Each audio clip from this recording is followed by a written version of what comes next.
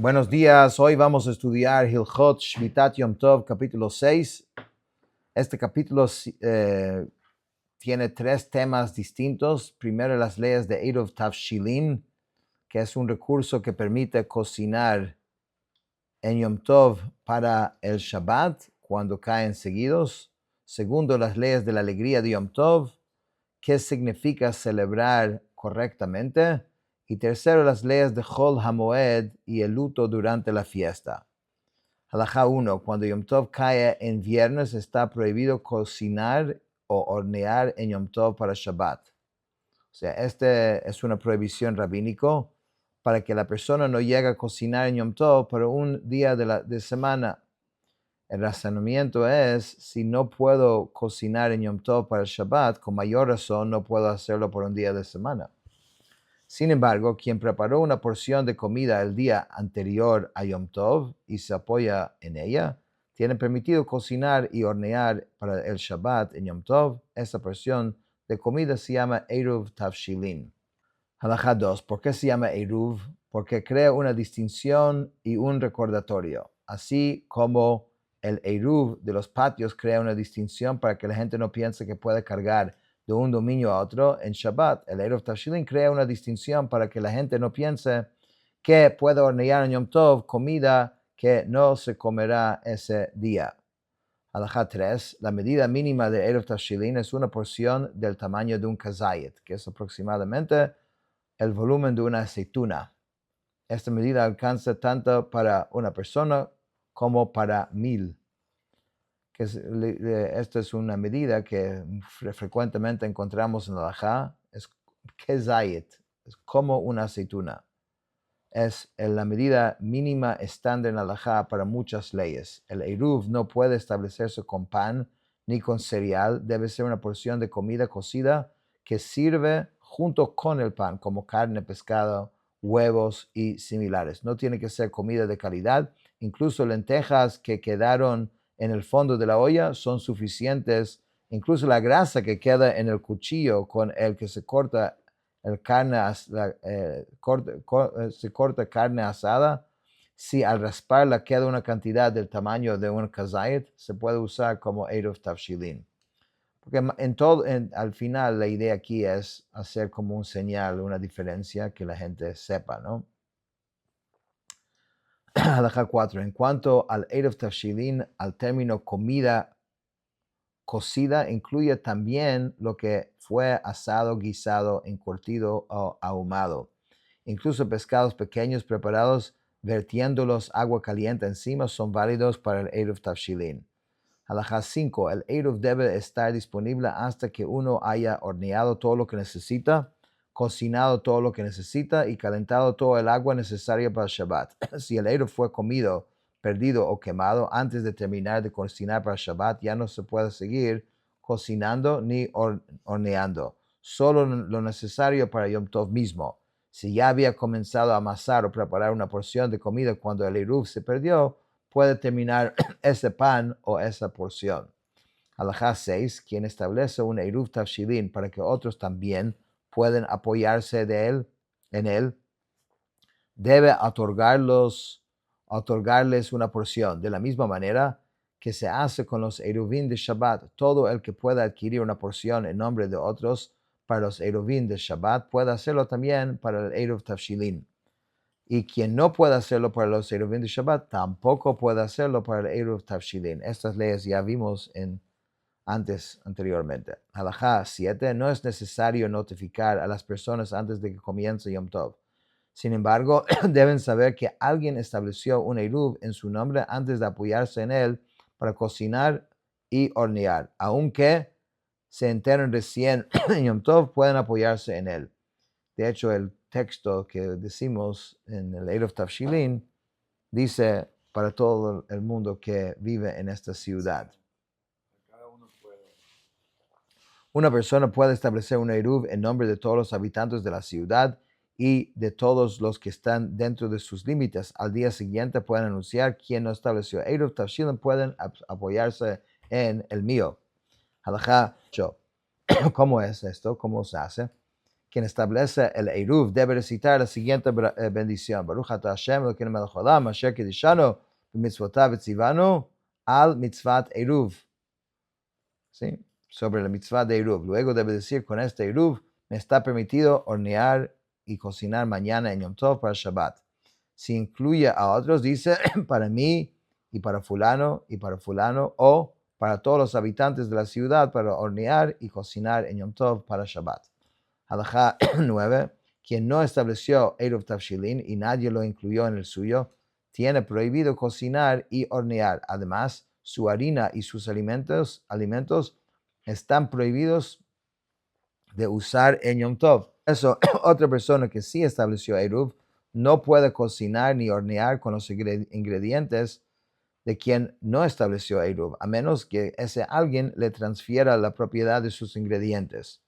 Si lo hace, el que estableció el Eruv está ya haciendo con sus propias provisiones que ahora le pertenecen y está permitido. Después, si quiere, puede regalar la comida a quien no estableció el Eruv. Ahí, escondido, hay un truquito que se puede hacer para quien no hizo Eruv. Halajá 10. Quien no estableció Eruv Tavshilin o cocinó u horneó para Yom Tov y sobró comida, o invitó huéspedes y no llegaron, puede comer el sobrante al siguiente día. Pero si actuó con engaño, está prohibido comerlo. Si transgredió y cocinó deliberadamente para el Shabbat sin Eruv Tavshilin, no está prohibido comer esa comida. ¿Por qué? Los sabios son más estrictos con quien actúa con engaño que con quien transgrede deliberadamente. Porque si se permitiera el engaño, todo el mundo, si se permitiera ese engaño, todo el mundo lo haría y el concepto de Eruv Tavshilin desaparecería. Transgredir deliberadamente, en cambio, es algo es infrecuente, y el hecho de que alguien lo haga una vez no significa que lo va a repetir. Halajá 11. Cuando los 2 días de Yom Tov en la diáspora caen jueves y viernes, el Eruv Tavshilin se establece el miércoles antes de Yom Tov. Si alguien olvidó hacerlo antes de Yom Tov, puede depositarlo en el primer día jueves haciendo una declaración condicional. ¿Qué dice? Dice, si hoy es Yom Tov, porque recuerda, es feca de Yom, no sabemos cuál día realmente es Yom Tov. Entonces él dice, si hoy es Yom Tov y mañana es día de semana, mañana cocinaré para Shabbat porque no hay necesidad de Eruv. Si hoy es día de semana y mañana es Yom Tov, con este Eruv me está permitiendo hornear y cocinar mañana en Yom Tov para Shabbat. 12. Ejemplo similar. Si alguien tiene 2 canastas de producto de las que no separó la teruma, en el primer día de Yom Tov dice, si hoy es día de semana, que esta canasta sea teruma para la otra. Si hoy es día de Yom Tov, que mis palabras no tengan efecto, designa la canasta y la deja. En el segundo día hace lo mismo al revés y después puede comer de la otra canasta. Halajá 13. Lo anterior aplica para los días de Yom Tov de la diáspora, pero para los días de Rosh Hashanah, quien olvidó establecer Eruv del miércoles ya no tiene oportunidad. Debe apoyarse en el Eruv de otro, transferir la propiedad de su harina a quien estableció Eruv, como dijimos antes, o abstenerse de cocinar para Shabbat, porque ya dijimos, los 2 días de Rosh Hashanah no son como los 2 días de Yom Tov. Se llama Yom Arichta, es un solo día de 48 horas. Halajá 14. Todo esto era relevante en la época en que el Tribunal Supremo de Eretz Israel santificaba el mes nuevo basándose en testigos presenciales, y los judíos de la diáspora celebraban 2 días por la duda, porque en realidad no sabían en qué fecha exacta había sido santificado el mes. Entonces era de verdad Sfeika de Yoma, era una duda. Pero hoy en día, sin embargo, seguimos un calendario fijo. El segundo día de Yom Tov se observa no por duda, sino para perpetuar una costumbre. Halajá 15. Por eso dice el Rambam, en mi opinión, hoy no se puede establecer un Eruv Tavshilin, un Eruv Hatzirot, ni un Shitov de manera condicional. Ya no se puede hacer eso, porque no hay duda realmente hoy en día. ¿Okay? Tampoco se pueden diezmar productos con condición. Todo debe hacerse el día antes de Yom Tov. Entonces, imagínate que hoy hay algo más estricto que había antes. Sí. Esa declaración. Halajá 16. Así como es una mitzvah honrar el Shabbat y deleitarse en él, lo mismo aplica para todos los Yamim Tovim. Como dice el versículo en Yeshayahu, dice santificado para Dios y honrado. Están llamados convocaciones sagradas. De igual manera, es correcto no comer una comida importante el día anterior a Yom Tov desde la mitad de la tarde en adelante, igual como el viernes antes de Shabbat. Eso también es una expresión de honor. Quien trata los Yomim Tovim con falta de respeto es considerado como si estuviera asociado con idolatría. Halajá 17. Está prohibido ayunar o pronunciar eulogias durante los 7 días de Pesach, los 8 días de Sukkot y los demás Yomim Tovim. En estos días la persona está obligada a estar alegre y de buen ánimo. Ella, sus hijos, su esposa, los miembros de su hogar y todos los que dependen de él, como dice en el versículo, y te alegrarás en tu fiesta. Halajá 18, ¿qué significa en la práctica? A los niños se les dan semillas, tostadas, nueces y dulces. Para las mujeres se compra ropa atractiva y joyas según la posibilidades económicas. Los hombres comen carne y beben vino porque no hay alegría sin carne ni alegría y sin vino. Quien come y bebe en celebración de Yom Tov está obligado a alimentar también a los conversos, los huérfanos, las viudas y los pobres. En cambio, quien cierra las puertas de su patio y come y bebe con sus hijos y su esposa sin alimentar a las necesidades, no está cumpliendo la alegría de una mitzvah, está cumpliendo la alegría de su estómago. Y sobre esa persona se aplica el versículo que dice, esa alegría es una vergüenza para ellos.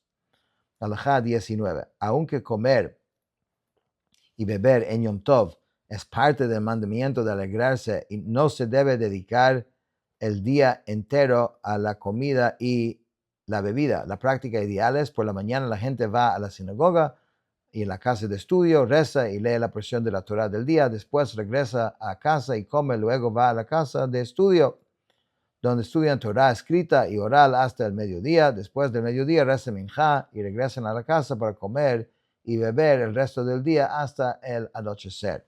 Halajá 20. Quien come, bebe y celebra en Yom Tov no debe dejarse llevar por el vino y la algarabía y la liviandad. O sea, pensando de que cuanto más se entrega a esto, más está cumpliendo la mitzvah de alegrarse.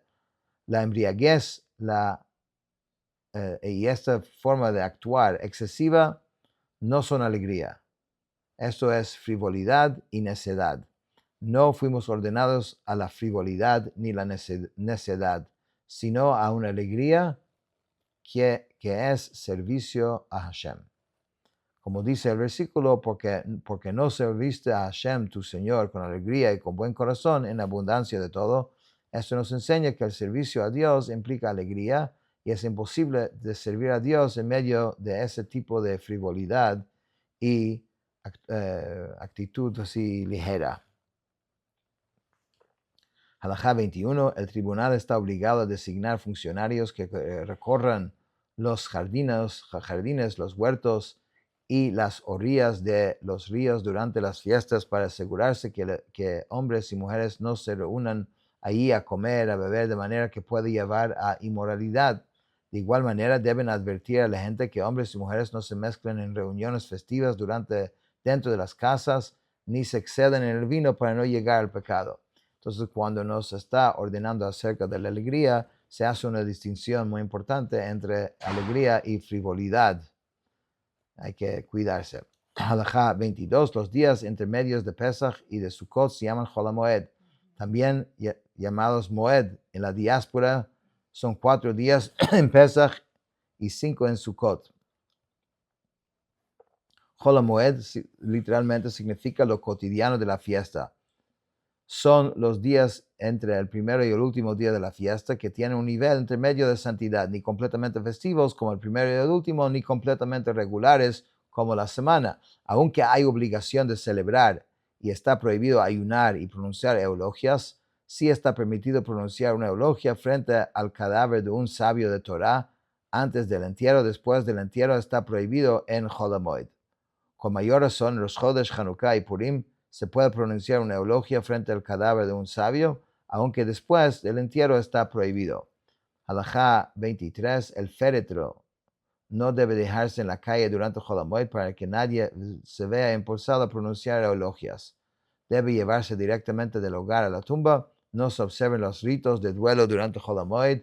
No se rasgue la ropa, ni se sirve la comida de condolencias. No se descubre hombro, excepto los familiares directos obligados a guardar duelo. Si el fallecido era un sabio de la Torá o uno estaba presente en el momento de su muerte, sí se rasga la ropa, aunque no sea familiar. No se rasga la ropa en el segundo día de Yom Tov, ni siquiera los familiares del fallecido. En este caso, el Shiva empieza terminando Yom Tov. Entonces hay que hacer el entierro, pero el Shiva empieza después. Halajá 24. Durante Hol HaMoed, las mujeres pueden lamentarse, pero no deben golpearse las manos en señal de dolor ni endecharse. Una vez enterrado al fallecido, ya no pueden lamentarse. En los Jodesh, Hanukkah y Purim pueden lamentarse y golpearse los mantos antes del entierro, pero no endecharse. ¿Qué es lamentarse? Que todos lloran al unísono.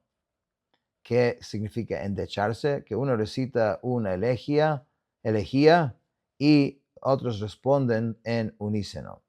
Esto está prohibido recitar una elogia por un fallecido 30 días antes de la fiesta, para que la fiesta no llegue cuando uno esté triste y con el corazón dolorido por el recuerdo de su angustia. En cambio, debe apartar el dolor de su corazón y dirigir su atención hacia la alegría. Con esto terminamos el capítulo 6.